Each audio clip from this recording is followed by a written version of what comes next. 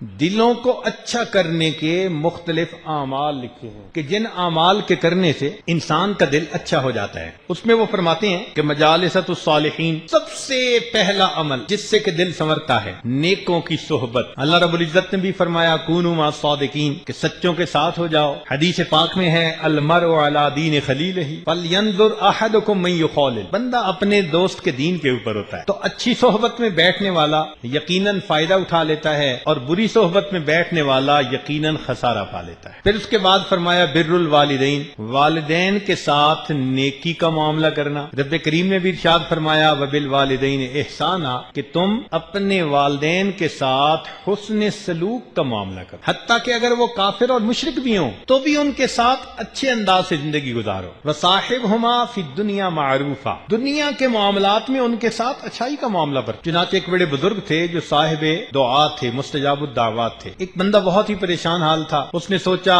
کہ بھئی میں ان کے پاس جاؤں گا، سنا ہے کہ ان کی ہر دعا قبول ہوتی ہے۔ چنانچہ وہ کہنے لگا جی میں آپ کے گھر آنا چاہتا ہوں، میں آپ کو کچھ حالات سناؤں گا۔ وہ اسے لے کر گئے۔ جب وہاں گئے تو اس نے دیکھا کہ ان کے گھر کے اندر 2 سور بندھے ہوئے ہیں۔ بڑا حیران ہوا، اللہ کا ولی، اتنا مقام کہ مستجاب الدعوات، سور بندھے ہوئے ہیں۔ انہوں نے مہمان کو بٹھایا، پہلے ان سوروں کو جو ان کا دانا تھا وہ ڈالا، پھر آ کر بیٹھ گئے۔ اس نے حالات بتائے اور بتا کر اس نے ان سے دعا کے لیے کہا، انہوں نے دعا کر دی۔ جب ذرا بات بڑی تو اس نے پوچھا کہ جی آپ کو اللہ نے یہ مقام دیا، بڑے بڑے مشائخ نے تصدیق کی، یہ آپ کو مقام کیسے ملا؟ اس وقت ان کی آنکھوں میں آنسو آ گئے۔ کہنے لگے تم نے دیکھا کہ جب میں آیا تو میں نے 2 جانوروں کو دانا ڈالا؟ کہنے لگے ہاں۔ کہنے لگے وہ دونوں میرے ماں باپ، لیکن ایک مرتبہ اللہ کی شان میں ان دونوں نے ایسا گستاخانہ کلام کیا کہ اللہ نے ان کی شکلوں کو مسخ کر دی، ان پر اللہ کا عذاب آ گیا۔ میرے تو ماں باپ تھے نا، میں نے ان کی خدمت کو اسی طرح جاری رکھا، اللہ نے ان کی خدمت کے صدقے مجھے مستجاب الدعوات بنا دیا۔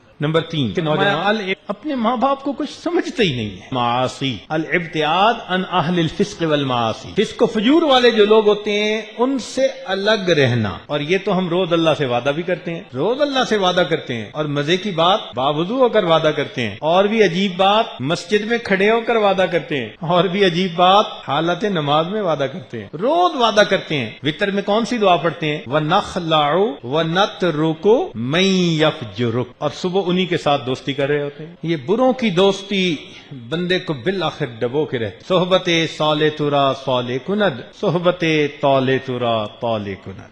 چوتھا فرمایا زیارت القبور فإنہا تذکر الآخرہ، قبور کی زیارت کرنا اس لیے کہ قبور کی زیارت سے انسان کو آخرت کی یاد آتی ہے، دل کی سختی دور ہو جاتی ہے۔ پانچواں النظر فی عواقب المفسدین، جو مفسد ہیں، بدکار ہیں، ان کے انجام پہ ذرا نظر دوڑائیے، اس لیے کہ جو انسان بدکاریاں کرتا ہے اللہ رب العزت اسی دنیا میں پھر اس کا انجام ویسے کر دیتے۔ اکل الحلال والابتعاد عن اکل الحرام والمشتبہ، حلال کھانا اور مشتبہات سے اپنے آپ کو بچانا۔ اللہ تعالیٰ فرماتے ہیں یا ایھا الرسل کلوا من الطیبات واعملوا صالحا۔ پھر فرمایا ساتواں تقلیل الاکل، تھوڑا کھانا، کلوا واشربوا ولا تسرفوا، کھاؤ پیو مگر اسراف نہ کرو۔ آٹھواں الاکثار من الصیام والتتابع بین الحج والعمرہ، کثرت سے روزے رکھنا اور کثرت سے ایک کے بعد دوسرا حج اور عمرہ کرنا، اس سے بھی انسان کا دل منور ہوتا ہے۔ نوواں کہا قیام اللیل و احیاؤہ بالعبادہ، راتوں کو جاگنا، اللہ کی عبادت سے اپنی رات کو منور کرنا۔ الدعاء و اغتنام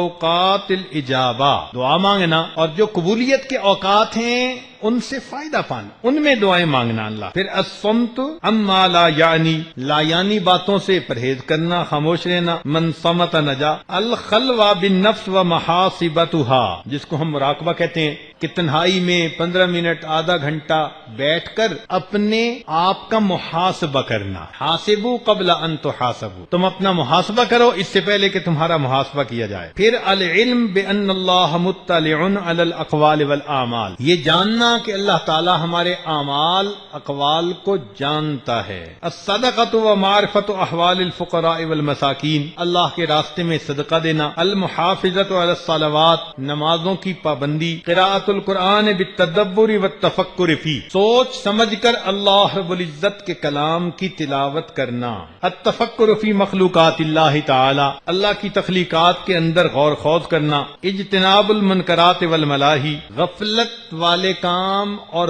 منع کیے ہوئے کام ان سے بچنا، اغتنام الاوقات بالنافع من الاقوال والاعمال، اپنے اوقات کو اچھی باتوں اور اچھے کاموں میں لگانا، اور 20واں فرمایا المعالجہ بالاطباء الروحانیہ، جو روحانی طبیب ہیں ان روحانی اطباء سے اپنا روحانی علاج کروانا۔ جیسے کوئی بندہ دل کا مریض ہوتا ہے، دوڑتا ہے نا ہارٹ اسپیشلسٹ کے پاس، کبھی آئی اسپیشلسٹ کے پاس گیا، کبھی نہیں جاتا، کبھی ڈینٹل سرجن کے پاس گیا، جی میرا ہارٹ پیشنٹ ہوں، میں ڈینٹل سرجن کے پاس ہے، ہنسنے لگیں گے۔ ہارٹ پیشنٹ کے پاس، ہارٹ پیشنٹ ہمیشہ ہارٹ اسپیشلسٹ کے پاس جائے گا۔ تو جو روحانی طور پر ہارٹ اسپیشلسٹ ہیں ان کی صحبت میں جا کر اپنے دل کا علاج کروانا۔